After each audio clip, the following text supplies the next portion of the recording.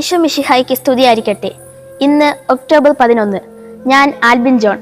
ദൈവമാതാവായ പരിശുദ്ധ മറിയം എന്ന പ്രോഗ്രാമിലേക്ക് ഏവർക്കും സ്വാഗതം. വരപ്രസാദ പൂർണ്ണ ആയ മറിയം മാധ്യസ്ഥം തീഷ്ണതയേറിയതും കാര്യക്ഷമവുമാണ്.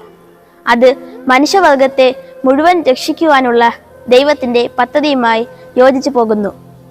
പരിശുദ്ധ കന്യകാ മറിയം സകല പ്രസാദ വരങ്ങളുടെയും സാർവത്രിക മധ്യസ്ഥയും അവയുടെ വിതരണക്കാരിയുമാണെന്ന് സഭാ പാരമ്പര്യങ്ങളും തിരുസഭയുടെ ഔദ്യോഗിക പ്രബോധനങ്ങളും വെളിപ്പെടുത്തുന്നു. രക്ഷാകർമ്മത്തിൽ ദിവ്യസുതനോടൊപ്പം യാതനകൾ സഹിച്ച് സഹരക്ഷക എന്ന പദവിയിലൂടെയാണ് മറിയം ഈ അവകാശം സമ്പാദിച്ചത്. സകല പ്രസാദവരങ്ങളും മനുഷ്യരാശിയിലേക്ക് പ്രവഹിപ്പിക്കുന്ന നദിയാണ് പരിശുദ്ധ കന്യകാ മറിയമെന്ന് 14-ാം ബെനഡിക്ട് പാപ്പ പ്രഖ്യാപിച്ചു.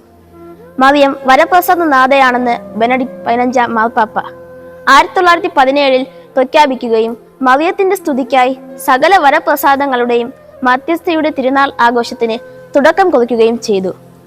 പരിശുദ്ധ കന്യകാ മറിയം പിതാവായ ദൈവത്തോട് മനുഷ്യവർഗത്തെ രഞ്ജിപ്പിക്കുന്ന ക്രിസ്തുനാഥന്റെ രക്ഷാകര ദൗത്യത്തിൽ പങ്കുചേരുന്നതിൽ സഹരക്ഷകയും ക്രിസ്തുനാഥനോട് ചേർന്ന് വരപ്രസാദം സകല മനുഷ്യർക്കും വിതരണം ചെയ്യുന്നത് കൊണ്ട് നമ്മുടെ മാധ്യസ്ഥയുമായി നമ്മുടെ അഭിഭാഷകയാണ് പരിശുദ്ധ മറിയം.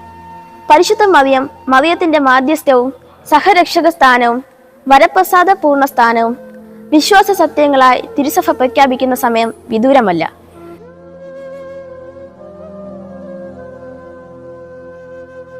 ദൈവമാതാവായ പരിശുദ്ധ മറിയത്തിന്റെ മറ്റൊരു എപ്പിസോഡിൽ കാണാം. നന്ദി, നമസ്കാരം.